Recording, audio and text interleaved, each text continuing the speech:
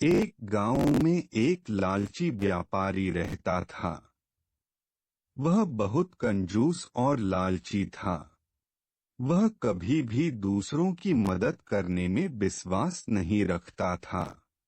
वह तो कमसल माल अधिक मुनाफे के साथ व्यापार करके अधिक से अधिक मुनाफा कमाना चाहता था।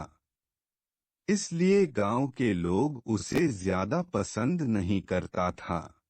मगर गांव में दूर दूर तक कोई और दुकान न होने से लोग उसके दुकान से खरीदने पर मजबूर था।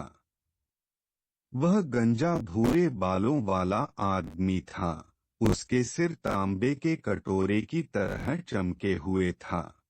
उसका एक बेटे भी था, लेकिन वह मूर्ख और अनपढ़ था। एक दिन व्यापारी के किसी रिश्तेदार ने एक मिठाई की दुकान खोली और उसके उद्घाटन के मौके पर उस लालची व्यापारी को भी आमंत्रित किया। व्यापारी अपने मूर्ख बेटे के साथ गया, इस उम्मीद में कि दुकान की उद्घाटन के मौके पर अच्छा खाने को मिलेगा। उसे भरपेट अच्छा खाना खाने को तो मिली ही, लौटते वक्त बहुत सारे मिठाई उपहार के तौर पर उसे दिया गया।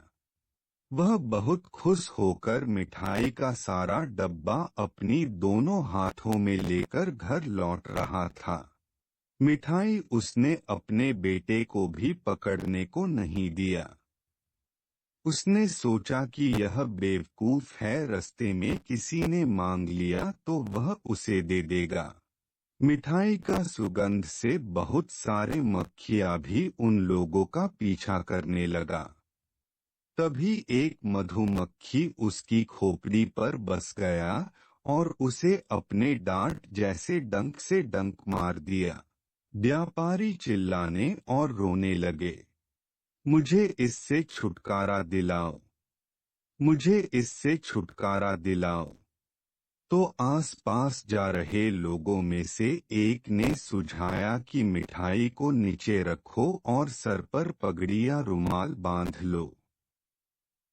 व्यापारी ने सोचा, अगर मिठाई नीचे रख दूंगा तो कोई इसे लेकर न भाग जाए।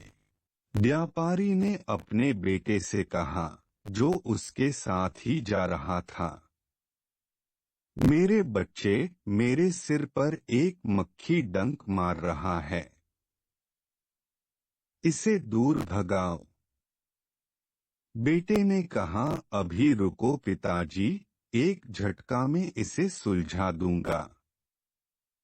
बेटे ने जवाब दिया, जो व्यापारी के पीठ के पीछे ही था, और केवल एक मक्खी को मारने के इरादे से नजदीक पड़े कपड़े धोने की थापी उठाकर उसने अपने पिता के सिर पर जोर से वार कर दिया, जिससे व्यापारी के सर फूट गया और धड़ाम से नीचे जमीन पर गिर गया।